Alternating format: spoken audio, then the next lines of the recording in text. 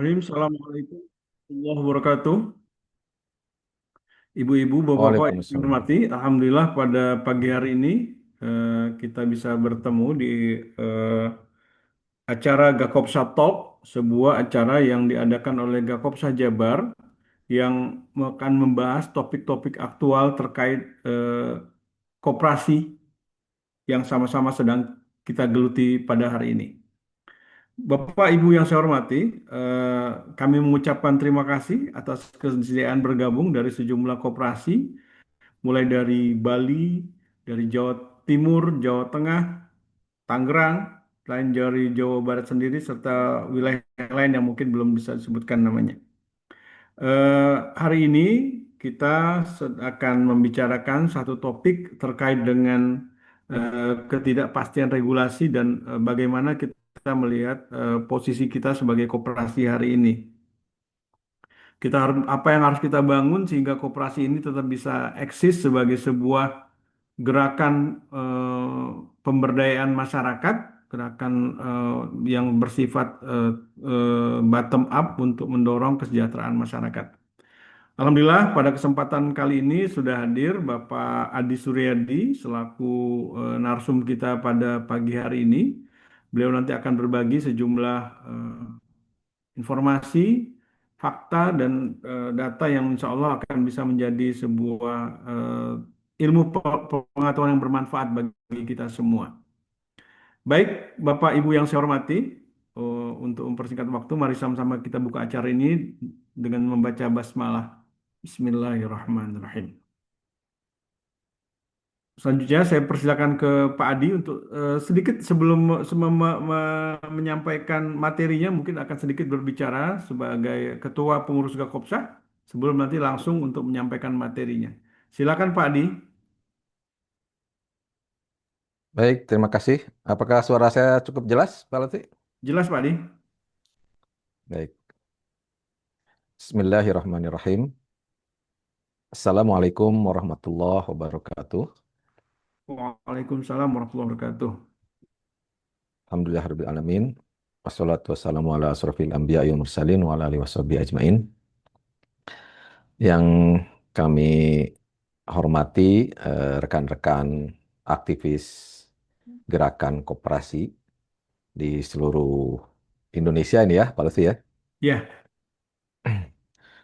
Alhamdulillah pada kesempatan pagi ini ya selamat pagi untuk semua juga.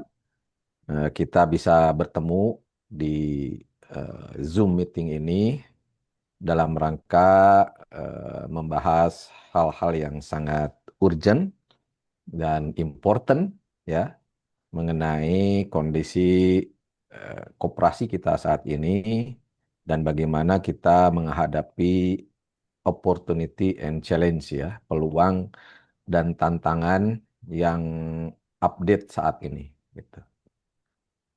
Nah, teman-teman semua, seluruh eh, hadirin di Zoom meeting ini, tentu kita mafhum semua bahwa koperasi layaknya juga entitas bisnis yang lain, tentu akan selalu menghadapi yang namanya perubahan ya, baik dari sisi perubahan regulasinya, perubahan dari sisi perilaku konsumennya, dan perubahan dari sisi internalnya, karyawannya, gitu ya. Nah, tentu juga perubahan-perubahan yang lain lah, teknologi, sosial budaya, dan sebagainya. Nah, tentu kita sebagai eh, aktivis ya, tentu perlu kita untuk adaptif terhadap perubahan.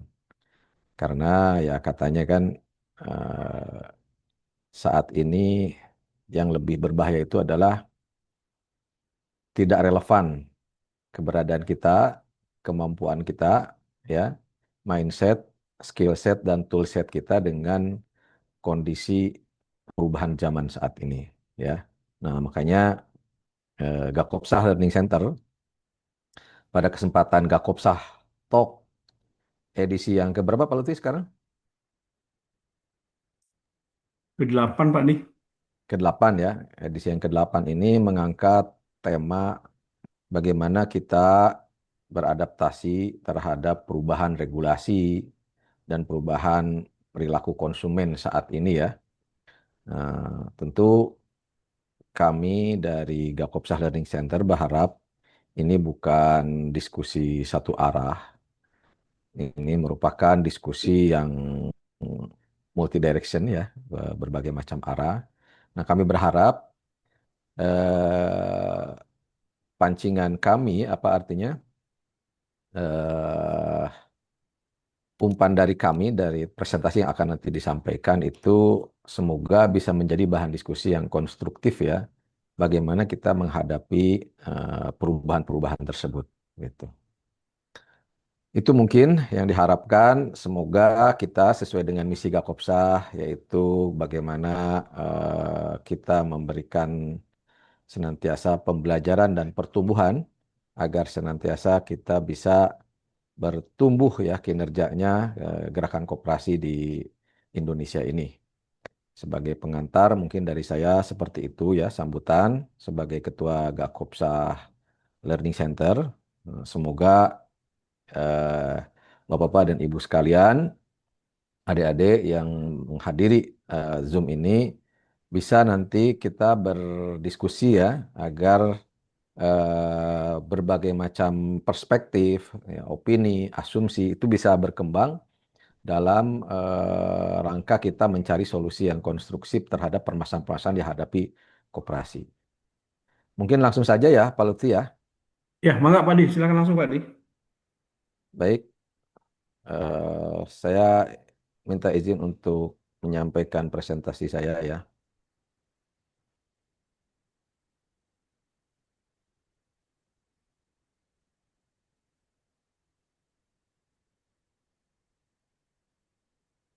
Oke.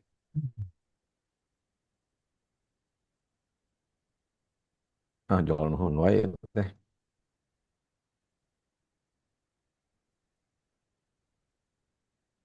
Oke, judulnya ini ya, pada sem. Di tengah ketidakpastian regulasi dan pasar keuangan, apa keunggulan koperasi kita? Jadi tujuan dari diskusi kita kali ini adalah, bukan tujuan ya, agendanya. Pertama, pembukaan dan kerangka diskusi.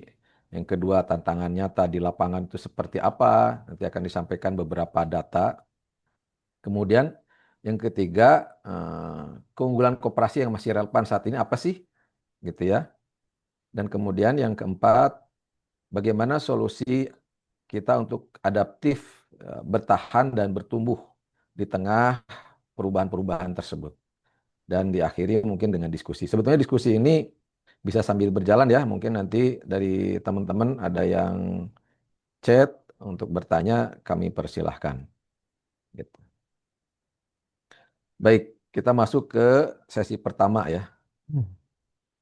Nah ini teman-teman dari ICCI ya, saya menyampaikan hasil apa namanya telaahnya, analisisnya. Ada beberapa regulasi usaha simpan pinjam yang existing dan akan berlaku efektif ya. Yang existing ini Undang-Undang Cipta Kerja nomor 6 tahun 2023 dan PP 7 2021. Ini masalah keanggotaan, ada koperasi lain, anggota koperasi lain, calon anggota. Jadi di undang-undang ini bahwa koperasi itu hanya bisa melayani ini ya anggota anggota koperasi lain dan calon anggota gitu. Nah, ini tetap masih seperti itu. Dan memang yang sekarang lagi rame itu mengenai ini ya Undang-Undang PPSK, Undang-Undang Nomor 4 Tahun 2023. Ya. Nah, jadi nanti koperasi itu nanti akan terpilah dari dua ya, terutama yang koperasi simpan pinjam. Ya, pembatasan usaha ini koperasinya bukan hanya koperasi simpan pinjam saya, tapi koperasi mempunyai usaha simpan pinjam, termasuk koperasi karyawan misalnya, atau koperasi konsumen misalnya, atau koperasi yang lain yang punya usaha simpan pinjam itu terdampak dengan Undang-Undang PPSK ini, gitu ya. Nah, kemudian ada juga Undang-Undang Nomor 1 Tahun 2023, ya. Ini akan berlaku 2000 tahun ini ya, dan ini juga sudah akan berlaku. bahwa nanti koperasi ini akan diperlakukan sebagai korporasi. Ya, sebagaimana yayasan, sebagaimana PT, dia akan diperlakukan sehingga koperasi pun akan ada ketentuan pidananya. Ini Undang-Undang Nomor 1 tentang Kitab Kitab Kitab Undang-Undang Hukum Pidana Nasional. Gitu. Nah, kemudian ada juga Permen 8 tahun 2023. Ini sebagai jembatan sebelum akan diberlakukannya Undang-Undang Koperasi yang baru, yang sampai saat ini sedang dalam proses legislasi di Badan Legislasi Nasional ya. Nah ini berbagai aturan, terutama teman-teman tentu pernah disurvei ya mengenai closed loop dan open loop. Nah ini juga tentu akan berdampak kepada koperasi ya terutama yang mempunyai usaha simpan pinjam gitu. Nah kemudian mengenai konsumen kita lihat ya tahun 2020 nih ya 2021 sebetulnya ini ya bahwa saat ini ya penduduk Indonesia ini sebagian besar adalah generasi muda yaitu Gen Z dan Gen Y. Gen Z itu adalah milenial ya yang lahir tahun 81 sampai 96 dan Gen Z 97 sampai 2012. Ini total ada 53,79%. Gitu. Artinya 53 dari 100 orang per populasi tergolong generasi muda. Artinya apa? Artinya kalau kita mengabaikan porsi terbesar dari penduduk Indonesia ini, ya berarti kita mengabaikan juga potensi pasar customer kita. Gitu. Oke ya, lanjut. Nah ini ada lagi yang terbaru mengenai Koperasi Desa Merah Putih. Tujuan pembentukan koperasi adalah membantu penyerapan produk pertanian, perikanan, dan hasil ternak, meningkatkan harga jual hasil petani di desa, menciptakan lapangan kerja di desa. Nah, ini tentu juga akan mempengaruhi koperasi-koperasi yang ada, ya. Teman-teman yang di sini tentu juga ada beberapa yang mempunyai usaha mengumpulkan produk pertanian, gerai sembako, gerai obat, bengkel, unit usaha simpan pinjam, klinik desa, fasilitas penyimpanan, cold storage, ya, distribusi logistik, bahan baku program, makan bergizi gratis. Nah, ini potensi juga sebetulnya, ya. Dan ini juga sekaligus ancaman gitu karena ada lebih kurang 80.000 nanti koperasi desa merah putih yang beberapa beririsan dengan koperasi teman-teman semua gitu ya. Jadi siap-siap persaingan semakin eh, padat, makin dahsyat. Nah, apa sih tujuan diskusi kita? Memberikan sudut pandang baru tentang kekuatan koperasi, menunjukkan solusi nyata menghadapi tantangan, kemudian mengajak peserta untuk siap upgrade kapasitas. Ya. Nah, ini kita menghadapi tantangan nyata di lapangan ya. Ketidakpastian regulasi, perubahan kebijakan pemerintah, persaingan dari sektor fintech, BPR, lembaga lain, ya. Nah, lembaga lain termasuk adalah Koperasi Desa Merah Putih. Tekanan pasar keuangan, biaya dana naik, ya. Biaya dana itu kalau di koperasi ya jasa, kalau di syariah itu ada namanya bagi hasil, ya yang kalau kita tidak naikkan, beberapa mulai pindah ke lembaga yang lain. Nah, kemudian ini ya risiko pembiayaan meningkat, kemudian menurunnya kepercayaan atau loyalitas anggota. Mungkin sebelum dilanjut, saya pengen dengar dulu dari teman-teman, apa kira-kira tantangan, apa atau misalnya tantangan yang kita sebutkan tadi, yang sebelumnya ya, yaitu tentang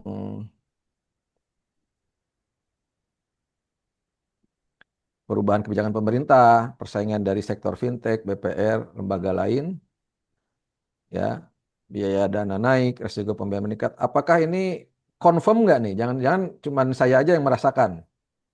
Saya minta misalkan pendapat silahkan di chat ataupun berbicara boleh ya.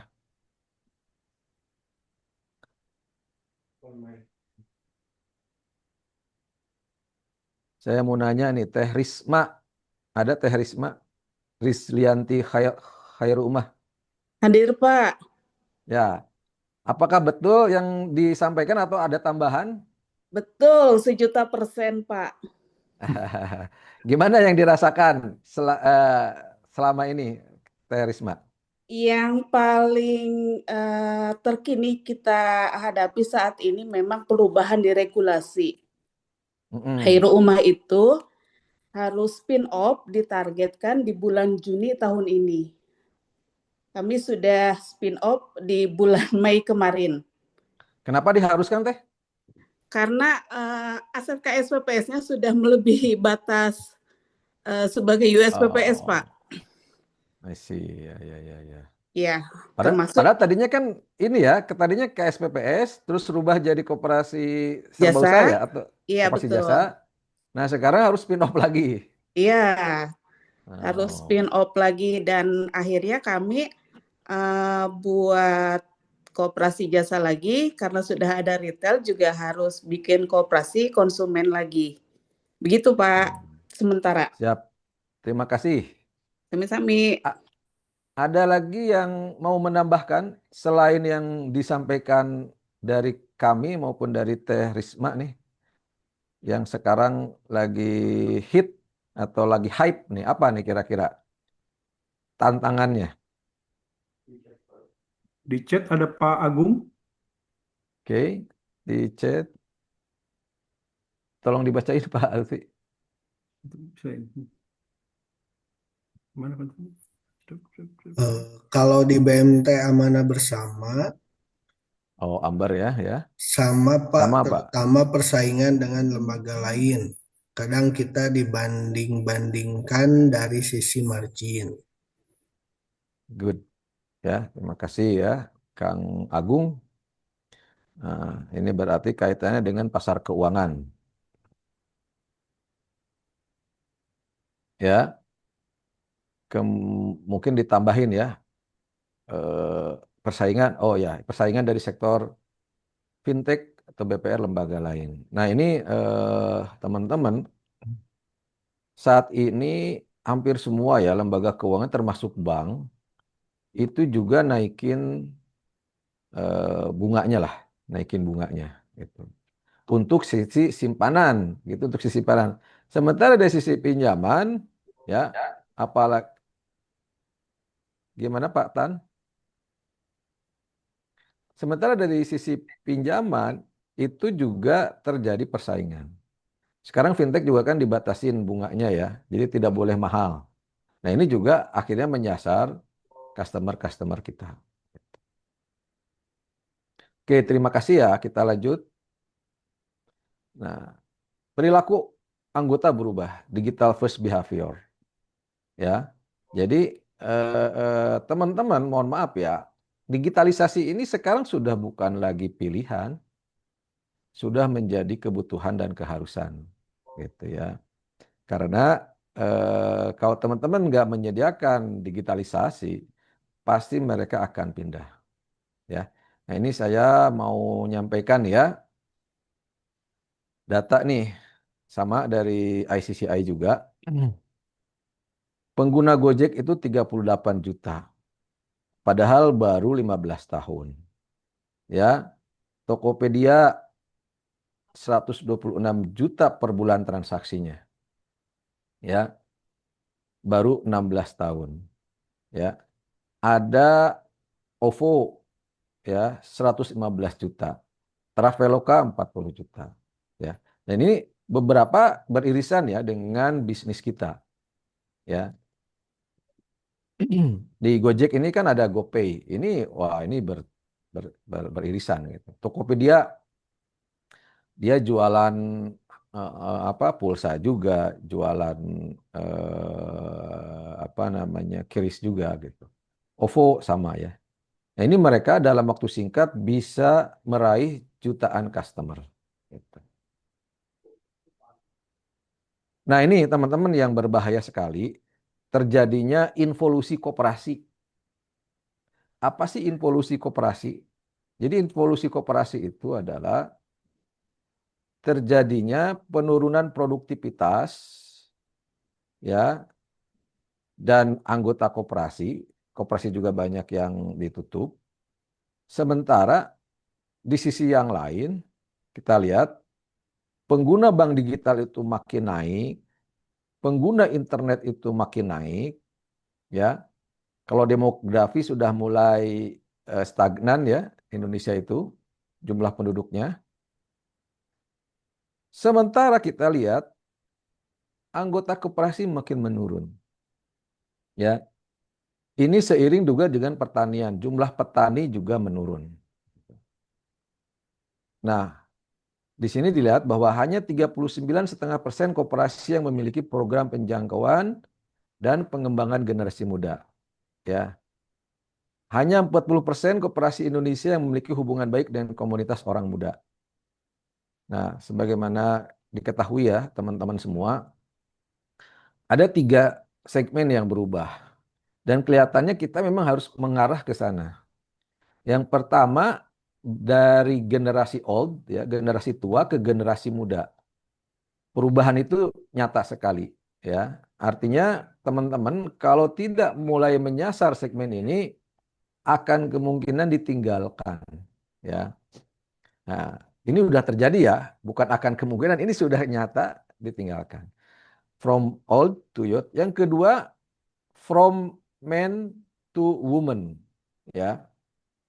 Jadi sekarang juga kita harus lebih menaruh perhatian ya kepada generasi emak-emak, bukan generasi apa segmen wanita, ya. Karena sekarang itu yang belanja, yang mengkonsumsi itu justru banyakkan wanita. Gitu. Jadi kalau kita tidak menyasar segmen wanita ini, kita juga akan ditinggalkan. Dan yang terakhir, from netizen to citizen, ya. Dari eh, offline ke online, dari customer yang offline ke customer yang online, ya. Nah, jadi kalau kita nggak garap netizen ini, kita juga akan ditinggalkan. Dan itu sudah mulai ditinggalkan. Koperasi itu sudah mulai ditinggalkan. Nah, jadi PR kita tentu adalah bagaimana kita bisa tetap relevan ya dengan kondisi perubahan ini. Nah, apa sih keunggulan koperasi yang masih relevan? Yang pertama, teman-teman ya, kita harus inovasi model bisnis. Apa sih bisnis model itu? Ada yang tahu bisnis model?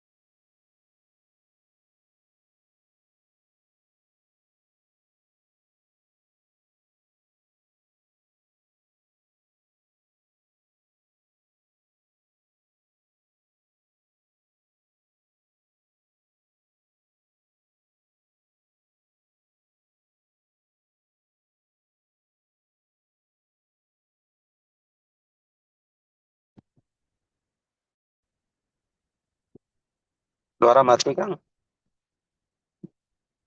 Punten ya, barusan mati lampu. Sorry, sebentar. Saya share lagi ya. Apakah sudah kedengar sekarang, Masih Pak jelas, Pak? Irfan? Jelas, jelas. Jelas, oke.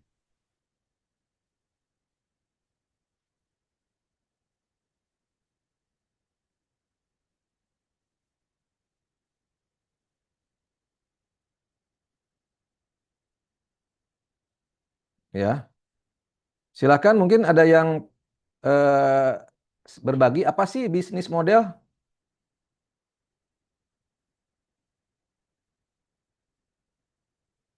Ada yang tahu nggak bisnis model itu apa sih?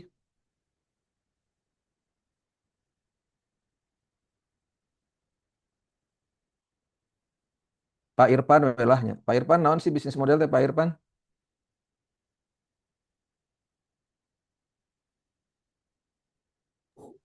Halo? Halo, Pak. Ya, silakan. Apa sih bisnis model itu? Nah, bisnis model itu adalah segala sesuatu yang dibutuhkan oleh suatu bisnis, baik dari cara pemasarannya maupun dilihat dari kekuatan yang kita miliki dan dari tantangan yang akan dihadapi. Mungkin itu, Pak. Ya, ya. Silakan ya kalau ada mau nambahin di chat ya. Jadi gini teman-teman, bisnis model itu adalah bagaimana organisasi itu ngasilin duit lah intinya. Bagaimana menghasilkan income ya. Kalau zaman dulu orang ngasilin income, let's say misalkan di jasa keuangan lah, di jasa keuangan ya. Kalau dulu itu ya kita mau bikin lembaga keuangan itu kan harus menyiapkan eh, tentu badan hukumnya, kemudian juga menyiapkan regulasinya, perizinannya, kemudian juga menyiapkan infrastrukturnya, menyiapkan SDM-nya, memasarkan apa segala macam gitu ya. Nah, kalau sekarang orang bisa membuat jasa keuangan seketika, ya. Misalkan kita punya platform lah, platform gitu ya. Misalkan punya platform eh, platform tentang jualan online lah gitu. Itu kita bisa membuat jasa keuangan dengan membuat dompet digital misalkan. Dompet digital yang hanya berlaku di platform kita saja. Itu kan sudah jadi jasa keuangan dalam artian bagaimana memfasilitasi pembelian gitu ya, pembelian. Nah, mungkin yang teman-teman pernah dengar ada yang disebut dengan Bitcoin ya. Bitcoin itu kan cryptocurrency. Itu adalah bisnis model yang sama sekali baru di jasa keuangan gitu ya, dengan menggunakan blockchain gitu. Nah, sama koperasi kita juga kalau tidak melakukan inovasi bisnis model atau model bisnis itu akan ditinggalkan, teman-teman. Ya. Nah, ini harus ada inovasi terkait dengan misalkan segmen pasar ya, segmen pasar anak muda tentu akan susah kalau tidak pakai digitalisasi ya. Kemudian yang kedua apa value-nya? Nah, kan value-nya orang anak muda itu adalah dia senang yang cepat, mudah ya, kemudian aman gitu ya. Nah, bagaimana kita melakukan penjangkauannya ya? Nggak mungkin kita menjangkau satu demi satu gitu ya, door to door udah nggak musim sekarang ya. Kita menggunakan medsos, menggunakan apa gitu ya. Nah, kemudian bagaimana kita membangun hubungan dengan customernya ya. Dulu koperasi cukup dengan membangun hubungan customer itu dengan sering melakukan pertemuan. Ya, sekarang itu di tengah kita kesulitan di dalam melakukan transaksi langsung, sudah ada namanya media sosial gitu ya. Bagaimana membangun CRM-nya juga, Customer Relationship Management-nya. Nah, ini sudah menggunakan teknologi gitu ya. Nah, sehingga dari rangkaian bisnis model itu menghasilkan revenue stream ataupun arus pendapatan yang berbeda gitu ya. Nah, kemudian tapi tetap kita juga harus memperhatikan peningkatan kualitas layanan anggota. Ya, kalau kita misalkan hanya melayani, mohon maaf, jam kerja saja, tentu akan kalah bersaing dengan fintech-fintech yang 24 jam sehari, 7 hari seminggu non-stop mereka jualan, gitu ya. Saya pernah ya, teman-teman, kebetulan saya konsultan juga di lembaga microfinance ya.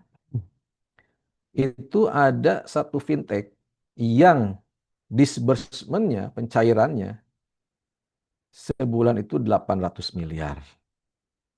800 miliar sebulan menggunakan aplikasi tentu. Nah, kalau kita bertahan dengan kualitas layanan hari kerja, tentu akan ditinggalkan sama yang menggunakan kualitas layanan 24 jam tersebut. Nah, kemudian ini yang penting, teman-teman. Seringkali problem kita itu adalah masalah kapasitas SDM. SDM tadi ya, kita itu kadang-kadang tidak relevan dengan perubahan, ya, tidak relevan dengan kondisi saat ini, ya. Jadi kapasitas SDM koperasi ini, mohon maaf, mau nggak mau, suka nggak suka harus beralih nih. Sebagian besar seharusnya sudah mulai generasi Z, gitu, ya, karena generasi Z inilah yang disebut paling tidak generasi milenial ya. Generasi Z inilah yang bisa nyambung dengan customer anak muda tadi, gitu ya. Nah, nanti saya mau cerita ada beberapa studi kasus juga ya. Baik, lanjut. Nah, ini contoh digitalisasi koperasi ya. Alhamdulillah kita di Koperasi Syariah BMT Idkon ya, itu sudah menggunakan KRIS. KRIS itu layanan QR code yang berstandar Indonesia, artinya kalau pakai KRIS, kita bisa menerima pembayaran dari seluruh bank, e-wallet, koperasi lain. Ya, manfaatnya apa? Bisa menarik dana dari luar koperasi dan juga menjaga dana tidak keluar dari koperasi. Ya, nah ini studi kasus di Itcon saja kemarin datanya ya, kita sudah 2,7 miliar transaksi melalui KRIS, gitu ya. Nah, bayangkan kalau kita nggak pakai KRIS, tentu akan kalah sama lembaga-lembaga yang menggunakan KRIS. Kita sudah terapkan ini di beberapa customer kita, anggota kita ya yang punya bisnis atau masjid-masjid ya. Kebetulan kita syariah, koperasi syariah, di masjid-masjid itu kencelengnya sudah pakai KRIS kita ya. Nah, ini saya yakin teman-teman yang BMT, yang koperasi syariah itu menurut saya potensi gitu. Karena masjid itu dananya lumayan juga besar, bisa puluhan juta, bahkan ada yang ratusan juta, bahkan 1 miliar, miliaran gitu ya. Nah, ini tentu akan menambahkan nilai tambah buat anggota dan koperasi kita gitu. Nah, ini manfaatnya menarik dana dari, karena kalau pakai KRIS dia bisa pakai bank apa saja, pakai e-wallet apa saja, bisa pakai koperasi lain gitu. Nah, kemudian juga pelayanan anggota sebagai strategi kunci. Karena member experience atau pengalaman anggota itu sama dengan kepercayaan. Bagaimana kita bisa mendengar kebutuhan, meresponnya secara cepat, dan memberi solusi. Gitu. Nah, ini teman-teman semua, yang lebih berbahaya, ini saya mau nanya nih supaya ada interaksi ya. Yang lebih berbahaya mana? Anggota yang keluar diam-diam atau anggota yang protes keras karena pelayanannya jelek. Lebih berbahaya mana nih antara dua ini? Silahkan. Oh, Kang Agus ya. Yang diam-diam. Kenapa Kang Agus yang diam-diam lebih berbahaya? Tidak jelas ininya alasannya. Tidak jelas, tidak menyampaikan Jelas, apa gitunya, ujug-ujug gitu kan. Jadi liar orang tenau masalah. Muntabernya, mundur tanpa berita teh ya. Betul. Betul. Nah, betul sekali ya, Kang Agus, bahwa anggota yang diam tidak ngomong itu jauh lebih berbahaya dibandingkan anggota yang ngomong. Anggota yang ngomong kita bisa selesaikan itu justru akan bisa menjadi nasabah yang loyal atau anggota yang loyal. Ya, pasti saya yakin teman-teman di sini punya pengalaman ya. Ketika anggota itu komplain dan kita bisa selesaikan komplainnya, itu malah menjadi anggota yang loyal. Gitu. Nah, jadi bagaimana solusi kita? Ya, kita harus high tech dan high touch. Ya, dengan high tech itu kita prosesnya cepat, datanya akurat, pelaporannya rapi, transparansi ke anggota, tapi high touch juga nih, teman-teman. Nah, high touch ini apa? Artinya kita benar-benar tetap menjaga hubungan itu bahkan lebih baik. Kenapa? Karena kelebihannya anggota koperasi, keunggulan koperasi adalah dia sebagai owner dan dia juga sebagai anggota. Apa sih kewajibannya owner? Coba silahkan share. Apa oh iya tadi ya yang diam-diam karena kalau protes berarti masih peduli. Good. Nih saya mau nanya nih, silahkan chat ataupun berbicara boleh.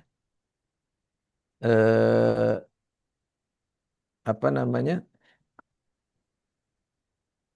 Yang apa tanggung jawab ataupun kewajiban owner ya? Pemilik itu apa sih kewajiban? Kan anggota ini sebagai owner ya. Anggota ini sebagai owner gitu. Apa sih kewajiban owner? Silahkan.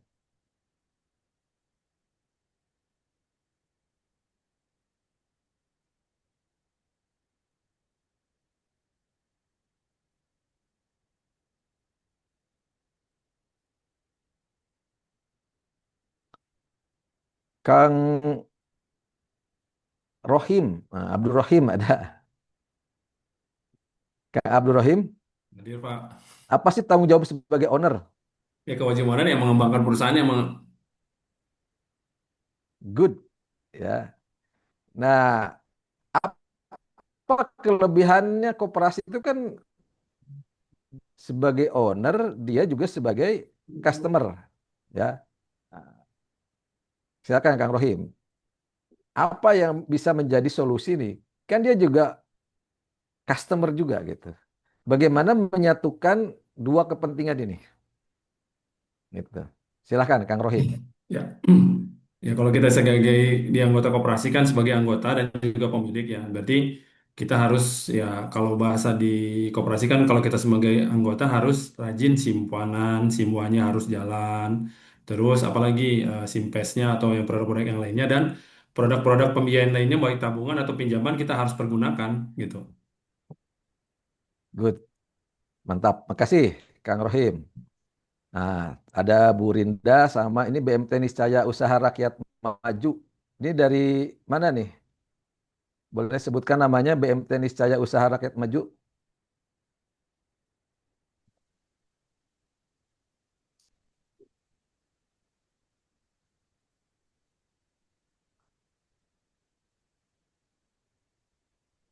Good ya. Berpartisipasi dari kontribusi untuk anggota.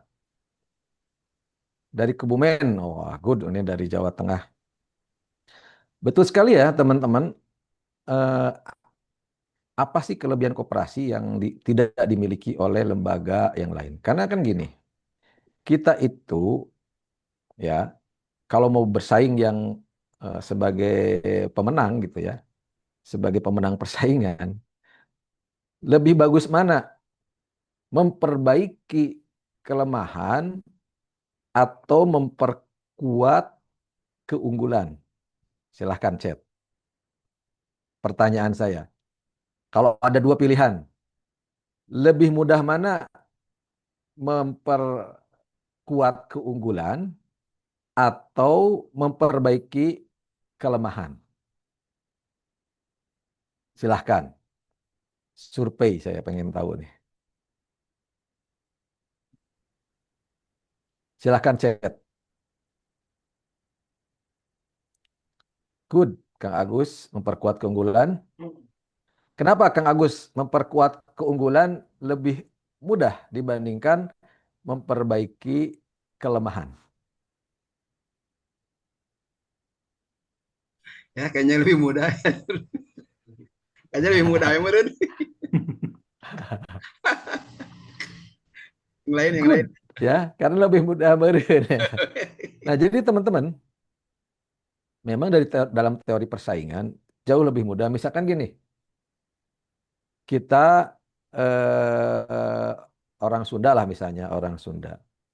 Ini ada studi kasus di kami ya, kebetulan dekat dengan Saung Angklung Ujo. Saung Angklung Ujo itu sangat terkenal di bidang perangklungan, ya, sangat terkenal di bidang perangklungan. Jadi mereka itu sudah brandingnya adalah sebagai Saung Angklung Ujo nomor satu di dalam perangklungan. Di dunia ini nggak ada yang bisa ngalahin perangklungan selain Saung Angklung Ujo. Kenapa bisa berhasil ya? Karena itu kekuatan mereka.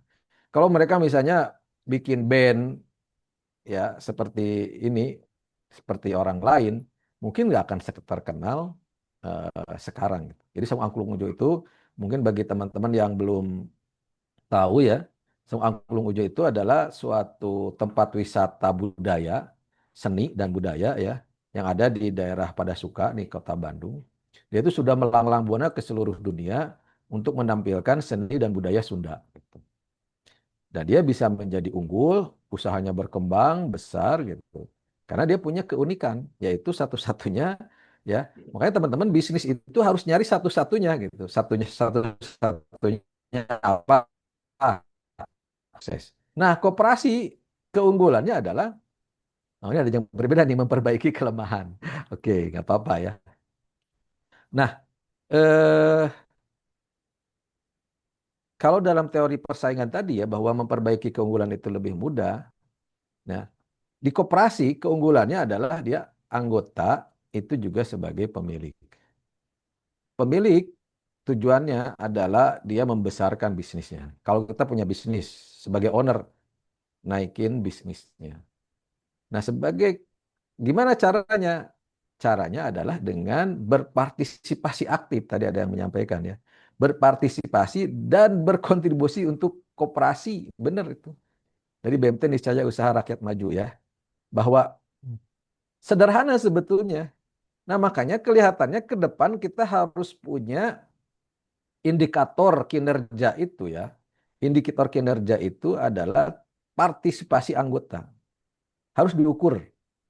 Misalkan nih, berapa persen sih anggota kita yang rajin bayar simwa? Ya, ini harus diukur berapa persen gitu. Karena kan gini, kita nggak mungkin meningkatkan sesuatu yang nggak bisa kita ukur. Kita mau naikin partisipasi anggota. Sementara kita sendiri nggak pernah membuat ukuran partisipasi anggota. Nah, makanya idealnya teman-teman harus punya indikator. Misalkan ada 1.000 anggota nih, berapa persen sih yang bayar simpanan wajib setiap bulan? Karena itu kan dana gratis, mohon maaf. Ya kan? Kalau misalnya ada anggota 1.000, taruhlah ya, dan dia bayar simpanan misalkan 100.000, berarti kan ada dana gratis tuh 100.000 kali 1.000, 100 juta. Setahun 1,2 miliar. Nah, kalau kita sudah monitor ukurannya, misalkan sekarang baru 10% yang bayar simpanan wajib. Nah, berarti kita bikin program bagaimana yang wajib itu mereka supaya bertambah partisipasinya. Gitu. Nah, kemudian roadmap ya.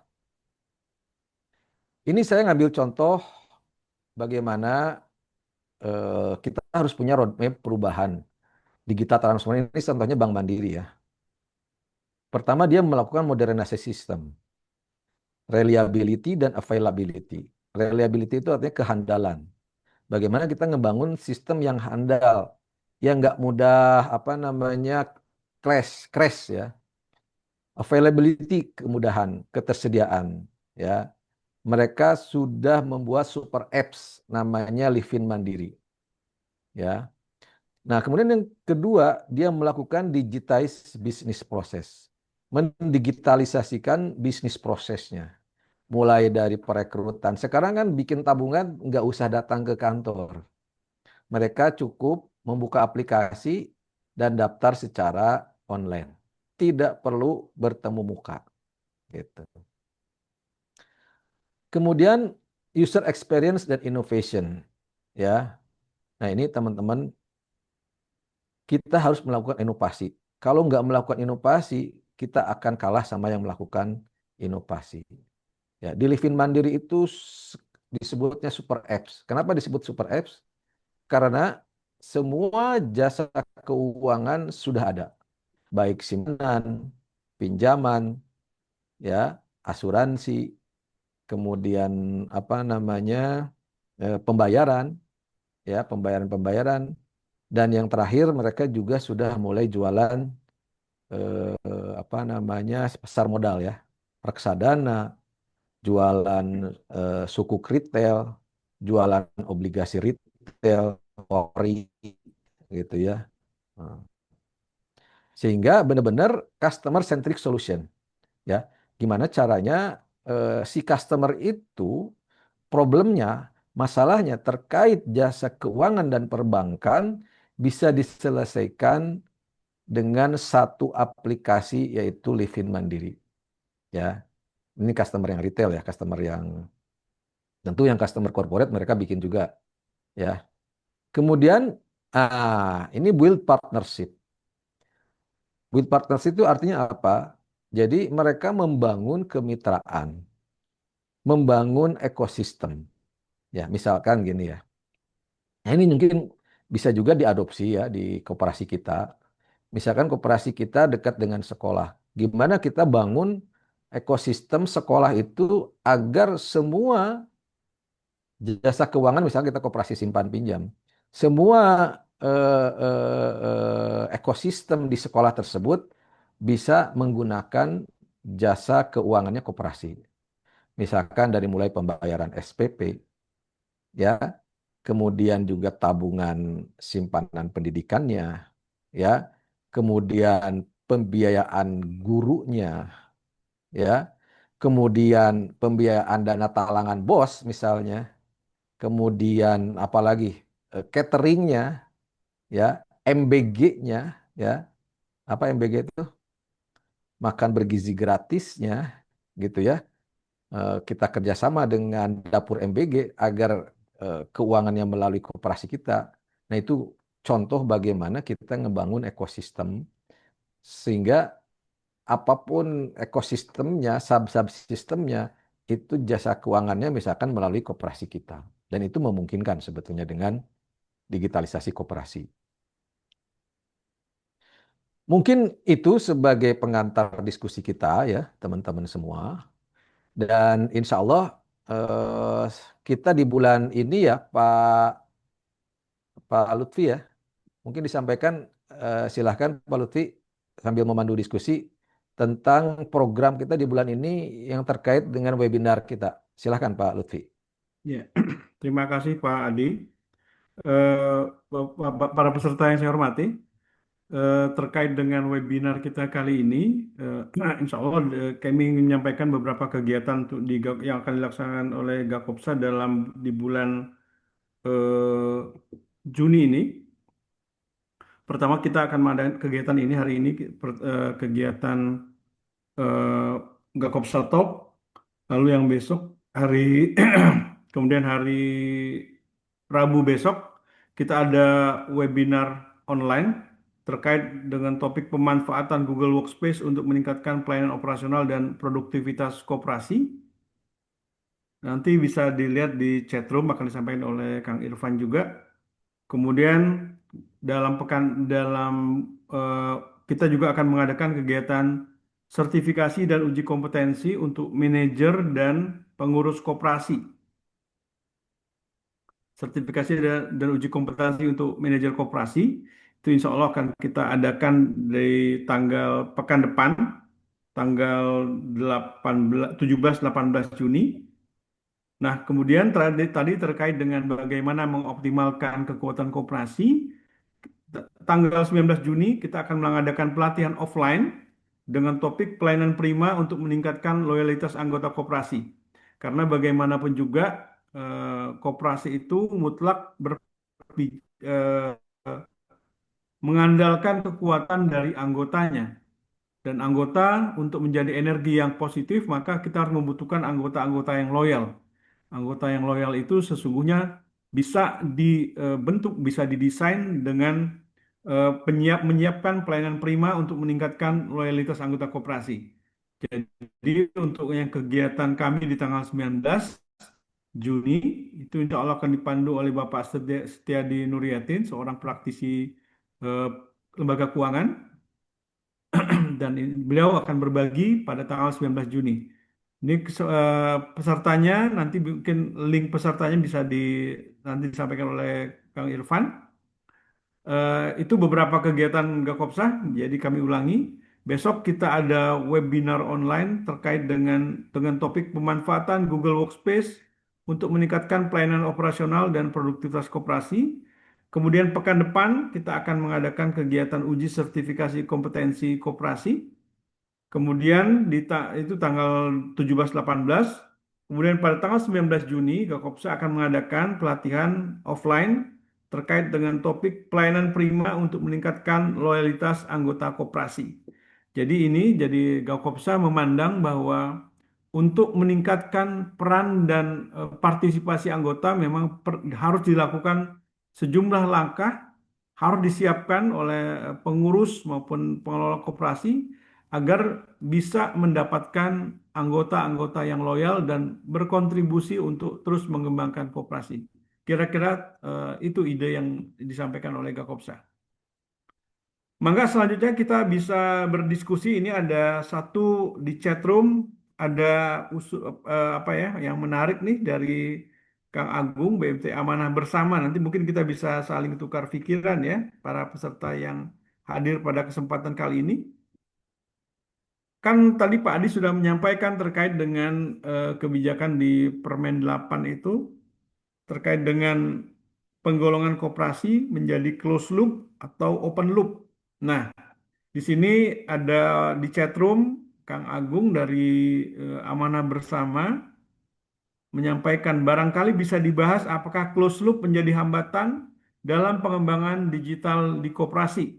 Nah, mungkin ada yang menyampaikan pendapat, silakan.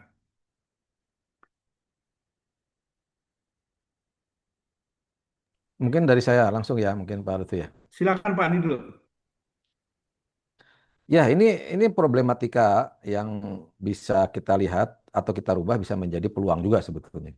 Memang dengan adanya Permen nomor 8 tahun 2023, koperasi itu ada kalimatnya boleh melakukan pelayanan secara digital melalui DFS ya, Digital Financial Services. Sementara di sisi lain juga di situ disampaikan bahwa koperasi itu hanya melayani ada 4 saja ya, yaitu anggota, koperasi, anggota koperasi lainnya, sama satu lagi apa? Apalagi saya. Ya pokoknya hanya terbatas sama calon anggota ya, ada 4 itu. Nah, sebetulnya gini teman-teman, kalau dari sisi regulasi memang ini akan menjadi hambatan gitu ya. Karena berarti kita hanya bisa melayani koperasi saja. Tapi sebetulnya yang menjadi pertanyaan adalah bisa nggak kita melakukan namanya kalau dalam pertanyaan itu adalah intensifikasi. Ya, intensifikasi itu artinya apa? Selama ini saya yakinlah tidak semua jasa keuangan di koperasi itu bisa kita layanin karena nggak ada produknya. Padahal dengan adanya closed loop itu kita akan istilahnya meningkatkan lifetime value ya. Jadi lifetime value itu adalah untuk satu anggota berapa pendapatan yang bisa kita optimalkan. Misalkan nih, kita akan menjadi lebih fokus kepada anggota misalkan untuk anggota itu kan sejak lahir sampai meninggal, dia pasti butuh namanya produk jasa keuangan. Misalkan kita di Koperasi Simpan Pinjam, ya,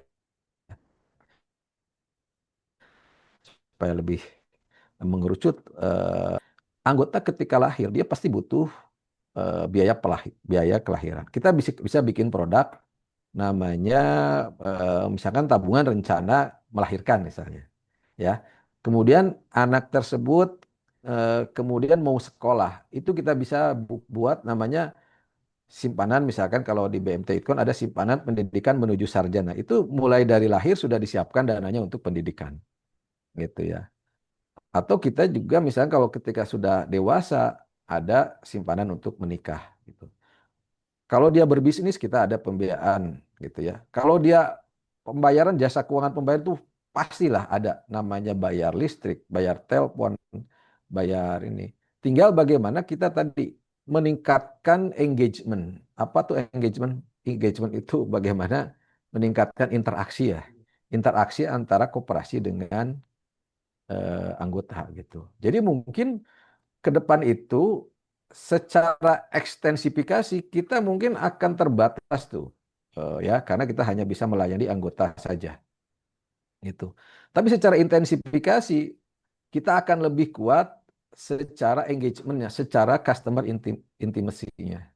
Jadi teman-teman kan kalau secara strategi itu ada dua. Kita bisa bersaing itu dengan operational excellence, ya.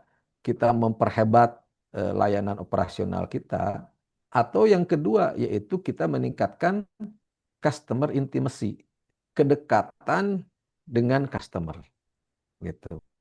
Nah, PR-nya adalah kita semua ya, termasuk di kami, itu bagaimana meningkatkan customer intimacy, bagaimana meningkatkan customer engagement, gitu. Nah, makanya perlu nanti dibuat program-program yang meningkatkan engagement, ya, program-program yang meningkatkan keterkaitan dengan anggota, gitu ya. Misalnya kita bikin forum bisnis anggota, bisnis matching anggota, sehingga mereka secara emosional loyalitasnya akan lebih kuat, gitu. Nah, mungkin nanti bisa ya, teman-teman mungkin ada ide, saran. Bisa gak kita bikin bisnis matching, bisnis forum gitu ya? Bukan hanya dengan sesama koperasi, tapi dengan anggota koperasi. Karena saya yakin ya, anggota koperasinya teman-teman itu kan ada yang supplier, ada yang punya misalkan dapur MBG gitu ya. Kalau ini disinergikan, ini dahsyat gitu ya. Di sini. Karena kan tadi kita bisa melihat peluangnya nanti sesama koperasi ini bisa saling bertransaksi dengan anggota koperasi lainnya. Itu sih kalau dari saya ya, Pak Lutfi ya. Jadi jawabannya kalau kita melihat secara hambatan pasti ini hambatan. Tapi kalau kita bisa melihat peluang di balik hambatan itu, bagaimana kita akhirnya kembali meningkatkan jati diri koperasi bahwa meningkatkan kedekatan atau keintiman dengan anggota kita. Demikian mungkin Pak Lutfi, Mangga. Ya, terima kasih Pak Adi ya. Jadi memang Kang Agung dari Amanah Bersama memang kalau kita lihat memang secara kasat mata misalnya ketika teman-teman mempraktekkan atau kerjasama dengan PPOB lah ya, misal Payment Point Online Bank, maka itu dari sisi pengelompokan akan masuk ke open loop ya, karena melayani non anggota kira-kira seperti itu. Cuman tadi ide Pak Adi kan bagaimana ketika koperasi mengintensifkan potensi dari anggotanya, lalu memberikan layanan-layanan terkait dengan pembayaran-pembayaran seperti itu, tentu itu juga akan jadi satu potensi yang harusnya bisa dimanfaatkan ya, harusnya bisa dimanfaatkan ya. Itu makanya kami menyiapkan pekan depan itu sebuah kegiatan terkait dengan bagaimana meningkatkan loyalitas anggota dan itu saya pikir sebuah ikhtiar kita agar engagement yang seperti tadi Pak Adi sampaikan akan lebih kuat antara koperasi dan anggotanya. Kira-kira seperti itu. Mangga mungkin atau mungkin ada tanggapan dari Kang Agung sendiri yang menyampaikan pertanyaan tadi silakan. Atau respon dari yang lain silakan.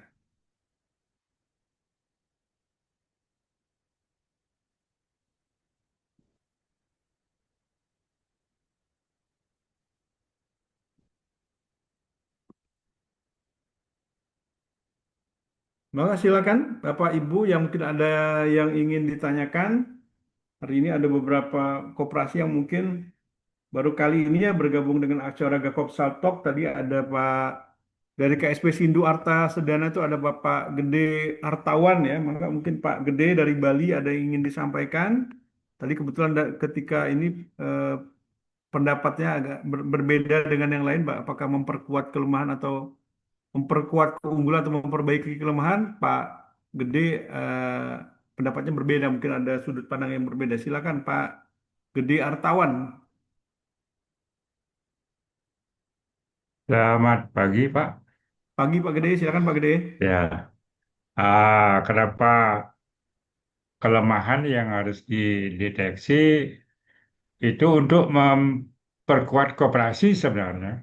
Artinya kelemahan itu kita tahu persoalannya. Jadi seperti kemarin dalam tata kelola kita kurang bagus, akhirnya diindikasikan overload. Akhirnya kita tahu kelemahan kita bahwa di saat itu penyebab kita overload, akhirnya kita perbaiki kelemahan itu, akhirnya sekarang sudah close loop lah, sudah diperbaiki semua kelemahan-kelemahan kita dulu itu. Itu jadinya kalau opini saya seperti itu menilainya, jadinya kelemahan yang kita perbaiki kemungkinan menjadi keunggulan ke depannya itu. Oh, Makasih. siap, siap. Pak Gede, bisa saya bertanya sedikit, bagaimana tingkat partisipasi anggota di Koperasi Sindu Arta, Pak Gede? Ah, Partisipasi anggota sih lumayan bagus. Ah, Selama ini 80% lah sudah aktif Mm-mm. melakukan simpanan, sudah aktif melakukan pinjaman dan pembayaran telepon atau air dan lain-lainnya memang sudah lumayan bagus. Hmm. Tidak seperti tahun-tahun lalu mungkin karena terdampak COVID mungkin seperti itu, makanya sekarang kita dekati anggota semua, kita sosialisasi lagi, akhirnya semakin aktif lah anggota gitu, Pak. Oke, oke, oke, oke. Seperti itu. Terima kasih Pak Gede dari Iya, kembali. Balinya dari mana? Denpasar atau dari mana Pak? Denpasar di Sanur, daerah pariwisata. Oh, Sanur ya. Terima kasih Pak Iya, Gede. iya. Mungkin ada dari koperasi lain yang mungkin yang di luar Jawa Barat yang ingin menyampaikan selain Pak Gede. Saya lihat ini ada Koperasi Wanita Kembang Lestari ya. Betul ya. Silakan Ibu, mungkin dari ada yang ingin disampaikan dari Kopuan Kembang Lestari di mana? Nih? Coba ya, lihat. Ibu Endah Widyastuti.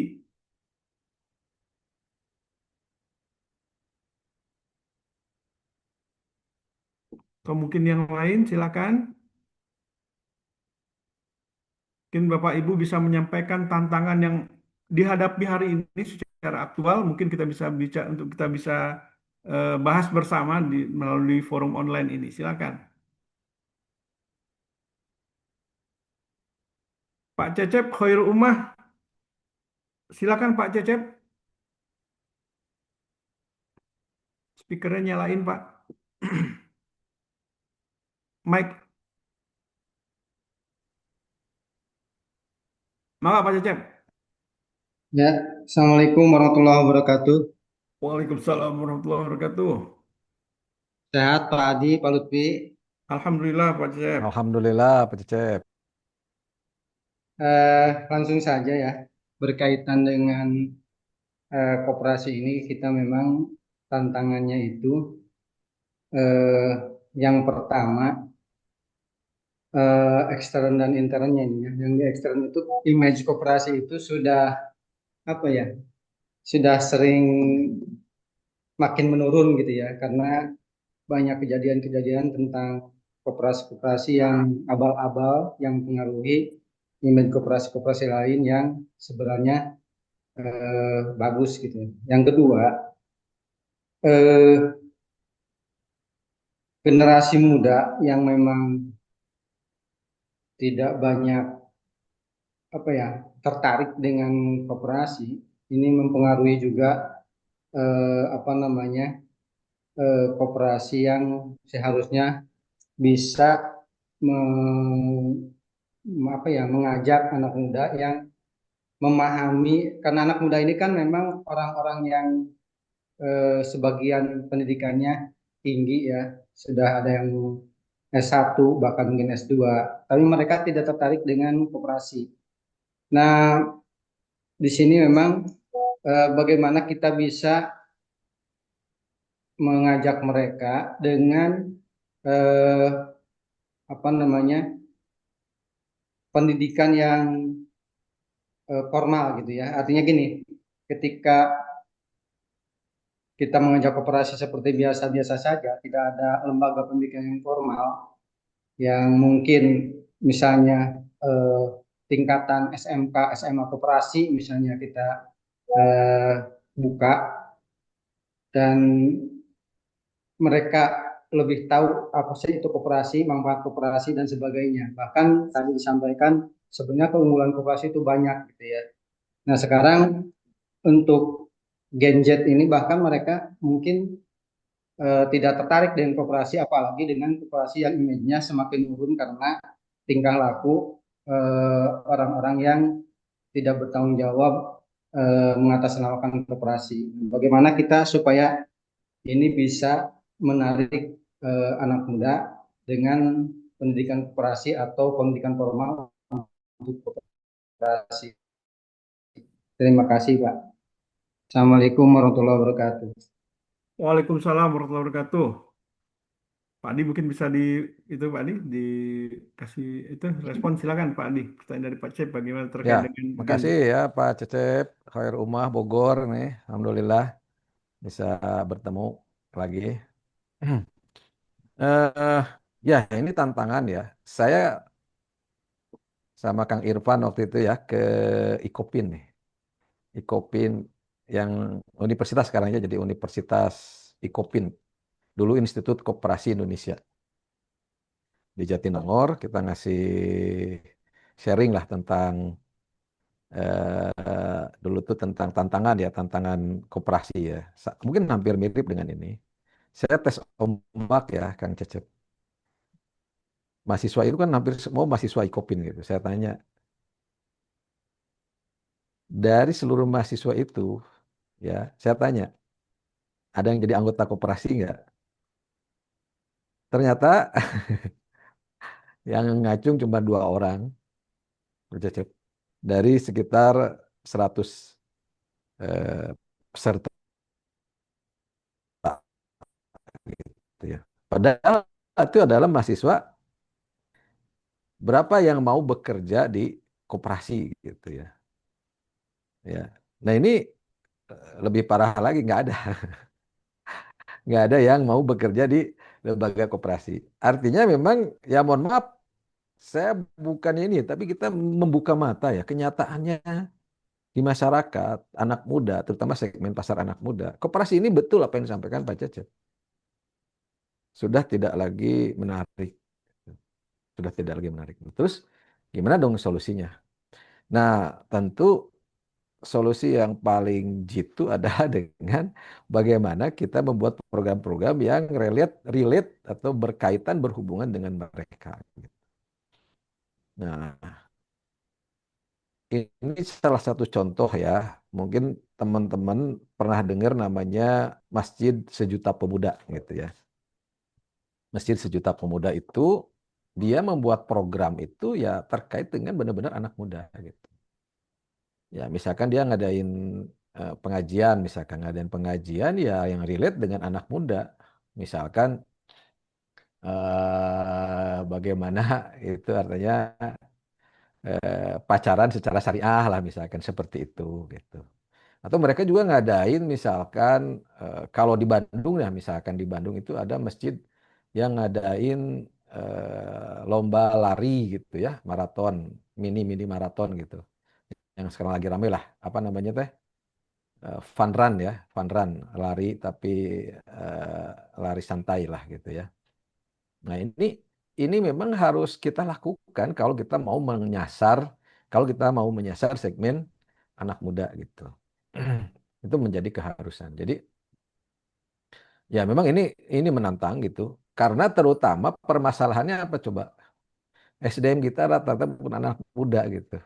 Jadi kadang-kadang kita sendiri nggak tahu apa yang mereka butuhkan karena kita beda alam, beda generasi, ya beda generasi. Nah makanya salah satu usulan dari saya itu adalah bagaimana SDM kita diperbanyak dari SDM generasi muda, gitu ya.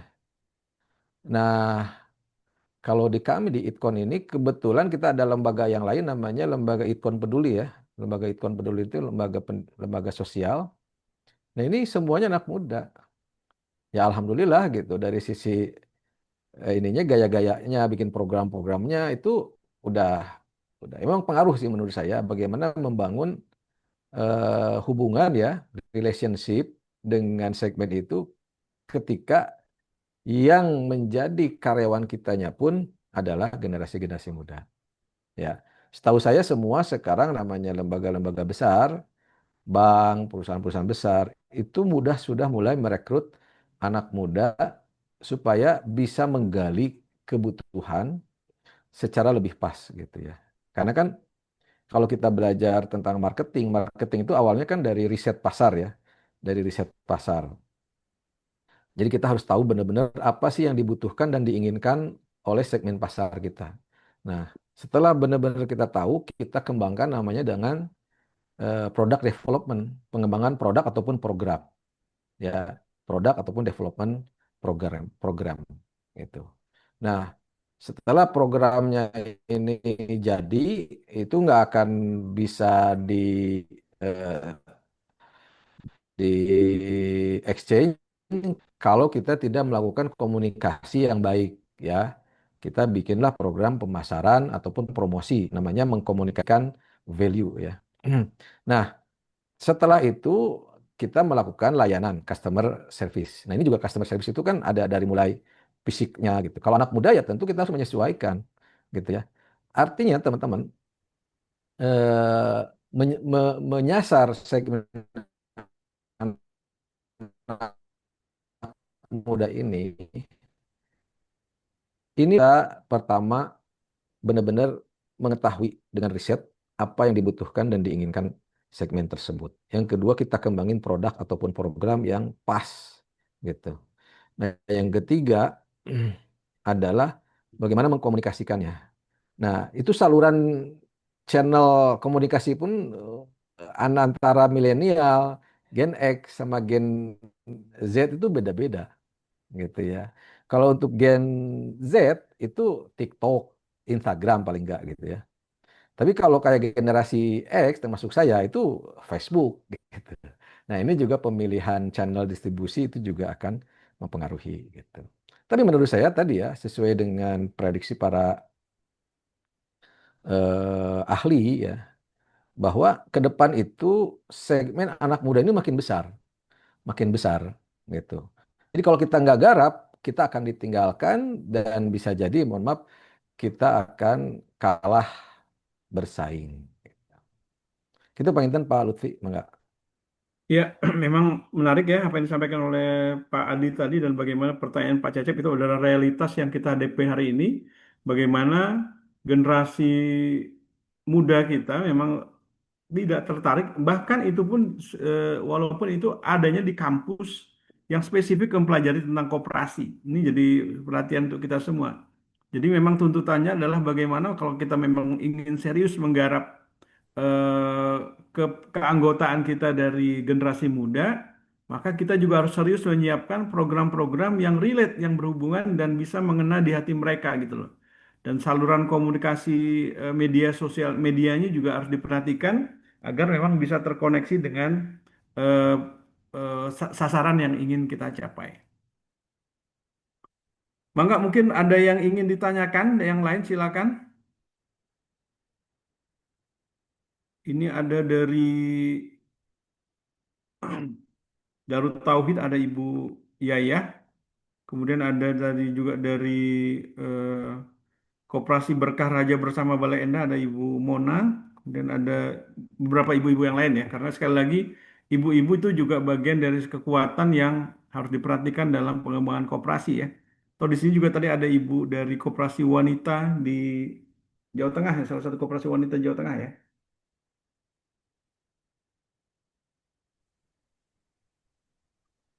Mangga silakan Bapak Ibu yang ingin bertanya silakan bisa raise hand atau silakan langsung open mic silakan. Assalamualaikum warahmatullahi wabarakatuh. Waalaikumsalam warahmatullahi wabarakatuh. Silakan Bu Mona. Waalaikumsalam. Ya, saya dari Koperasi Berkarya Bersama, Pak, Koperasi Konsumen, yang salah satu unit simpan pinjamnya memakai syariah, pola syariah. Yang saya tanyakan kaitannya dengan tantangan dan regulasi ya, karena ini adalah koperasi warga SMA Negeri 1 Bale Endah.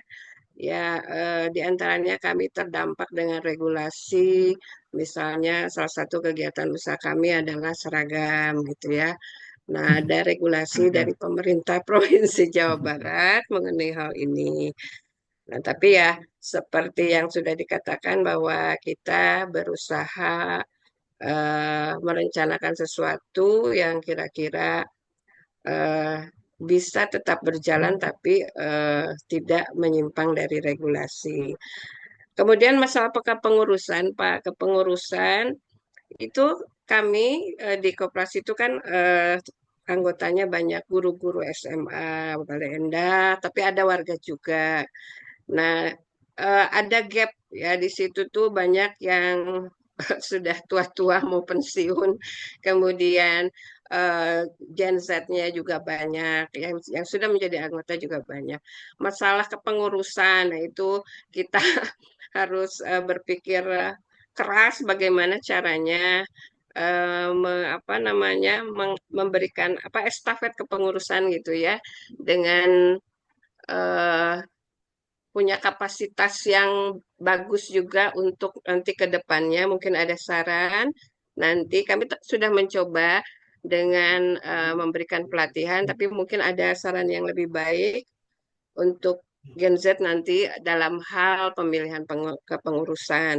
Jadi yang tersisa yang boleh disebut senioritas tuh dua, yang satu mau pensiun dan seterusnya lah seperti itu. Gap antara yang tua senior dengan junior sekarang itu jauh sekali.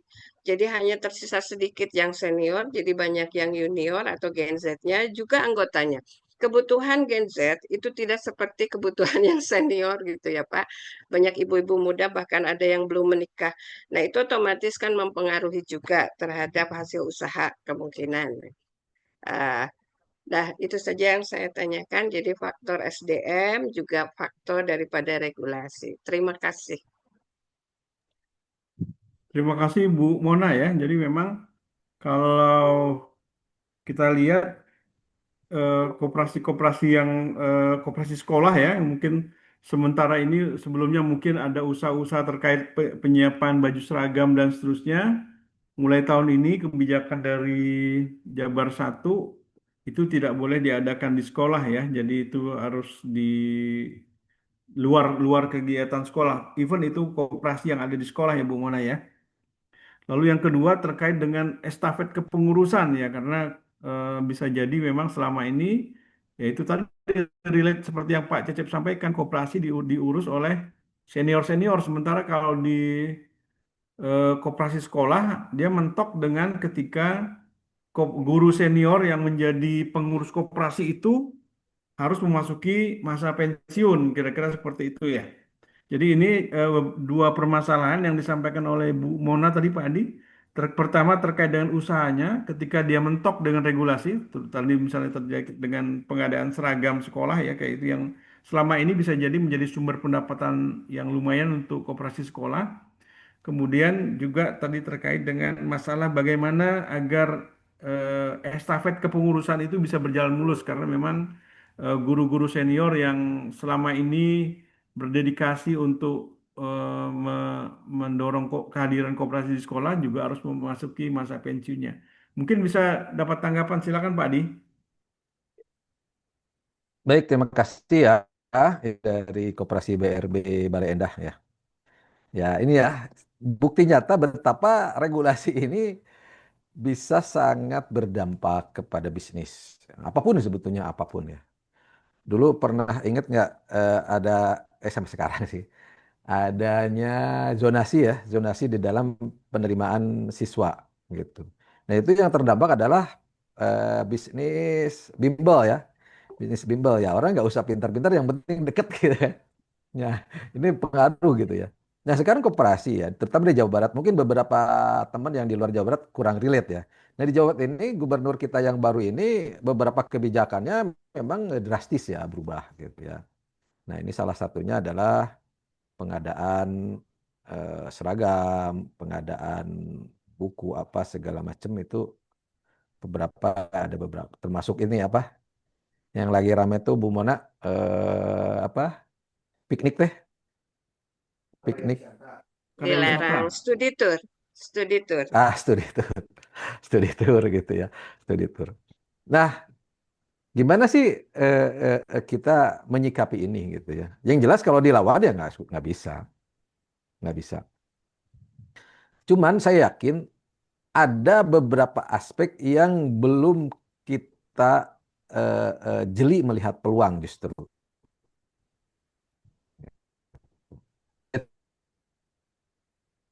Saya misalkan gini Bu Mona, Pur MBG itu bisnisnya menurut saya cash flow-nya malah lebih dahsyat karena cash flow-nya harian, ya kan? Dia setiap hari ada. Nggak tahu di Bu Mona apakah sudah dapat MBG? Apa Pak? Maaf. MBG makan bergizi gratis apakah sudah ada? Oh, belum dilaksanakan. Nah, itu sebetulnya peluang Bu Mona ya. Bu Mona peluang. Jadi nanti kalau kita kemarin sudah ada tawaran untuk bekerja sama ya Syirkah, maka untuk membuat dapur MBG. Ah, ini menurut saya potensi gitu ya. Nah, mungkin nanti silahkan dicari informasi gimana karena ini potensinya sangat besar. Eh, Sumber pendanaannya setahu saya ada 72 triliun tahun ini saja dan itu sudah jelas di APBN, nggak mungkin diganggu gugat, berjalan terus gitu ya. Dan saya sudah melakukan apa namanya eh, namanya bisnis intelijen ya, Intel. Jadi kita nanya-nanya, ternyata bisnisnya ini prospeknya sangat bagus ya. Nah itu silahkan. Saya yakin koperasi mempunyai peluang yang sama ya. Cuman nanti tinggal kita nyari partner yang pas gitu, partner yang pas gitu ya. Nah ini salah satunya. Mungkin salah duanya coba lihat lagi. Misalkan kebetulan kami di Itkon ini juga ada koperasi konsumen juga, Bu Mona ya. Ya, Selain koperasi simpan pinjam, kita ada koperasi konsumen yang kita ada sekolah juga, ada sekolah juga. Itu bisa kita membuat namanya supplier Sipelah ya, Bu Mona ya. Sistem informasi pengadaan sekolah, iya. Sipelah gitu. Nah ini mungkin nanti kita bisa kolaborasi Bu Mona ya. Hmm, Apakah nanti bentuknya kita bikin entitas baru ya, misalkan nih bukan hanya dengan Bu Mona lah, dengan semua teman-teman koperasi yang ikut pada kesempatan kali ini, mungkin kita juga bisa melakukan kolaborasi. Bukan mungkin lah menurut saya seharusnya ya, karena kan kita ini kalau koperasi ini salah satu prinsip yang nomor 7 itu adalah kerjasama antar koperasi gitu ya. Nah itu bisa misalkan si pelah itu jadi buat teman-teman yang belum tahu ya, di pengadaan BOS itu, bantuan operasional sekolah, itu harus melalui aplikasi namanya Sistem Informasi Pengadaan Sekolah, ya, si pelah gitu. Nah itu kalau di koperasi kami, kita bikin vendor si pelah gitu. Jadi sekolah itu beli dana bosnya itu kan, dana bos itu dalam bentuk uang yang hanya bisa dibelanjakan melalui si pelah ini gitu. Nah, ini salah satu contoh bagaimana kita jeli melihat peluang Bu Mona ya. Artinya pastilah ada hambatan, ada kendala gitu ya. Tapi di balik itu juga pasti ada peluang Bu Mona ya. Nah, ya. makanya koperasi harus jeli melihat peluang di balik ancaman gitu. Karena kan kalau kata orang Cina, krisis itu artinya dalam bahasa Cina itu Weiji katanya. Weiji itu Wei itu artinya dangers, Ji itu katanya artinya opportunity, ya. Jadi di setiap danger, di setiap krisis, di setiap bahaya itu di belakangnya ada peluang. Bagaimana kita bisa memanfaatkan peluang. Oke, itu yang pertama ya. Yang kedua mengenai regenerasi. Ini menurut saya saat yang tepat, Bu Mona. Ketika anggota-anggota ibu ini sudah mulai anak generasi milenial dan generasi Z, ini menurut saya peluang. Nah, terus bagaimana regenerasinya? Nah, itulah perlunya kita bersama-sama yang kebetulan kita di Gakopsa ini kan ada sertifikasi ini, ada sertifikasi manajer Bu, ada sertifikasi pengurus, ada pelatihan sertifikasi pengawas juga. Mari bareng-bareng dan memang harus bareng-bareng gitu ya. Karena kan sebetulnya pelatihan itu bukan hanya sekedar kita dapat ilmu tapi jaringan. Kita alhamdulillah ya dengan banyak peserta yang hadir ketika ikut pelatihan itu justru kita malah bertambah ilmu itu lebih besar lagi. Karena misalkan ada 10, 20 orang peserta gitu ya. Nah, maka ilmu itu jadi 2 pangkat 10 tuh. Jadi menurut saya anak-anak muda ini harus mulai dilibatkan di jaringan koperasi, Bu. Supaya mereka tidak melihat koperasi itu ya sendirian saja tapi bareng-bareng gitu. Ya. Kan kalau kita sendiri namanya kalau takut satu orang takut ya kalau 2 orang kan jadi agak takut. Tapi kalau rame-rame jadi nggak takut, Bu. Nah, makanya kita perlunya kerjasama ataupun kolaborasi dengan koperasi-koperasi yang lain ya. Salah satunya melalui Gakopsa Talk ini gitu ya. Ayo kita sinergikan segala potensi gitu ya.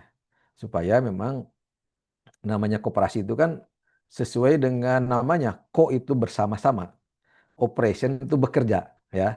Nggak mungkin kita ini bisa sukses kalau di koperasi ya, kalau kitanya sendirian gitu. Nah tentu selamat ya Bu Mona bisa gabung di Gakopsa Talk.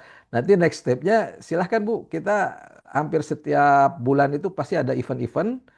Nah nanti teman-teman yang muda itu mulai diikutkan supaya mereka juga bisa menggali pengalaman dari yang existing atau justru mungkin mereka ada ide. Itu menurut saya yang kadang-kadang kita juga belum. Saya terus terang ya banyak karyawan kita yang muda-muda itu justru memberikan warna tersendiri Bu. Yang kita nih saya kan generasinya generasi X ya kelahiran 74 itu nggak kebayang gitu karena memang bukan dunia kita ya kayak misalnya masalah digitalisasi ya saya banyak belajar sama karyawan-karyawan saya yang muda gitu Bu Mona, terima kasih. Ya, terima kasih.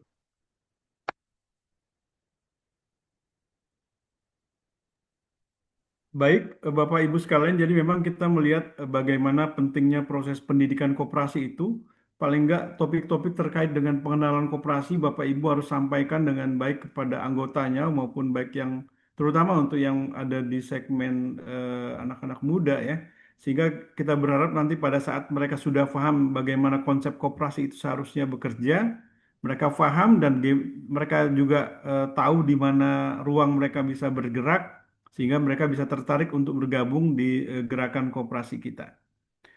Mungkin itu Bapak Ibu sekalian, apakah ada pertanyaan lagi?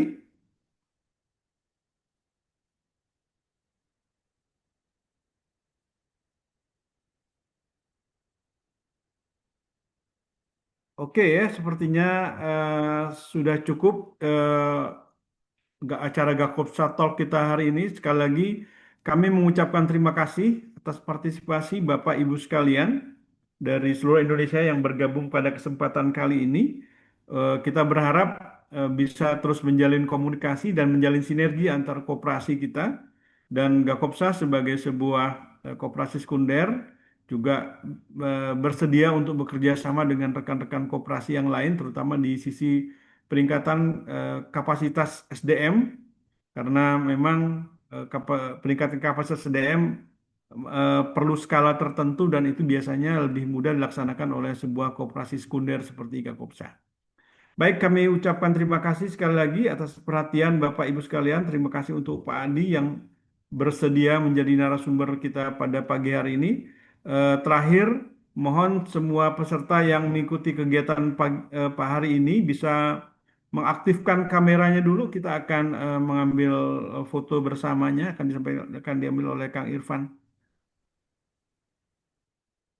Silakan diaktifkan kameranya.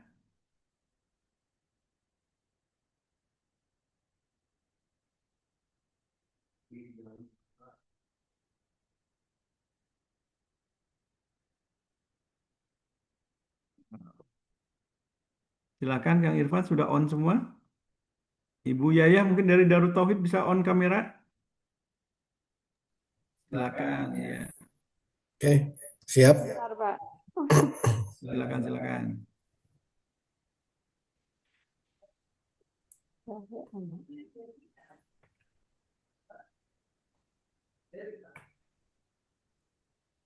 Siap. 1, 2, 3.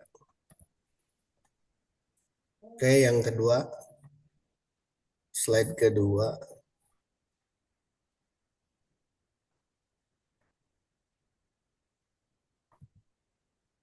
Satu, dua, tiga. Dah. Oke. Terima kasih Bapak Ibu semuanya atas partisipasinya. Kita akan berjumpa dalam kesempatan lain lagi. Soal agenda Gakopsa Talk ini biasanya kami laksanakan 1 atau 2 bulan sekali.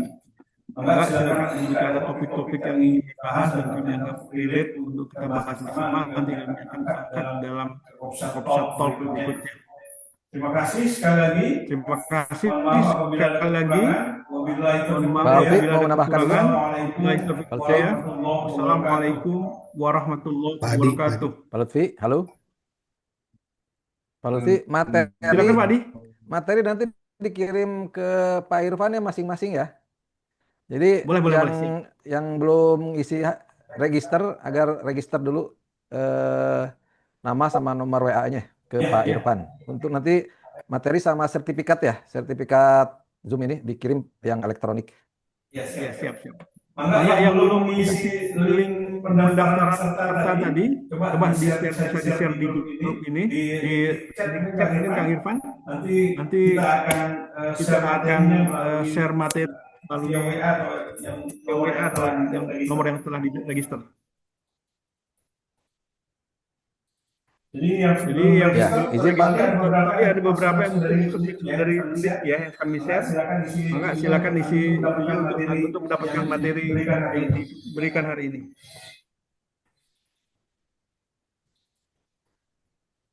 Oke, gitu aja ya. Mungkin Pak Lutfi saya izin pamit, kebetulan ada tamu ya. Makasih banyak. Assalamualaikum. Makasih Pak Adi. Salam warahmatullahi. Pak, nomornya nih nomornya.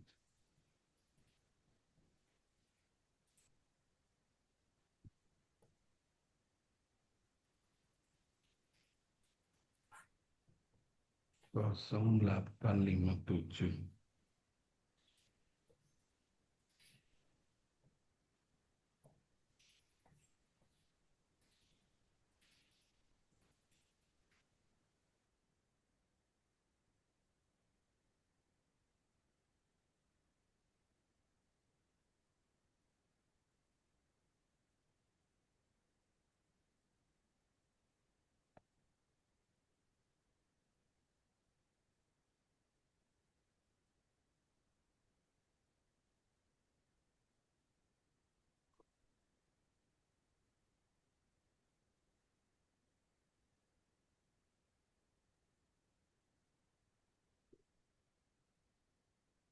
Hilang wis.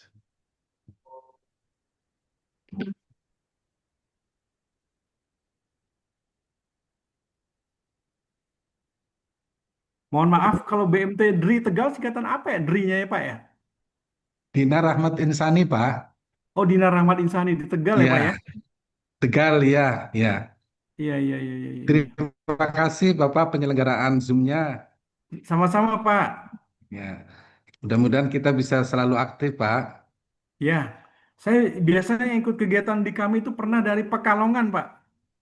Oh, BMT Bahtera barangkali apa ya? Betul Pak Isroi dan teman-teman. Oh, Pak Isroi, ya luar biasa ya. Kalau Tegal itu sesudah Brebes ya Pak? Atau sebelum? Setelah Brebes, betul. Setelah Brebes, itu Tegal Kota, Pak. Kalau kami ke kanan dari Tegal Kota itu masih ke kanan. Nah, itu nanti sentralnya itu di Slawi, Pak. Oh, di Selawi ya ya. Iya, kabupatennya itu berada di Selawi, Oh, Kabupaten Tegal ya Pak ya? Kabupaten Tegal, ya. Oh iya Iya. iya iya. Monggo mampir Pak sekali-sekali. Iya, terima kasih Pak. Kemarin sempat Ya. lewat Oh iya iya aduh. Iya. Iya, salam kenal Pak. Ini dari BMT dari Muamalat Pak. Dinar ya. Dinar Rahmat Insani, ya. Dinar Rahman Insani ya. Salam kenal Iya. Pak. Siap, siap. Dri, karena di sini Dri aja di profilnya di itunya Dri apa Dinar Rahman Insani ya. Iya, iya betul Pak.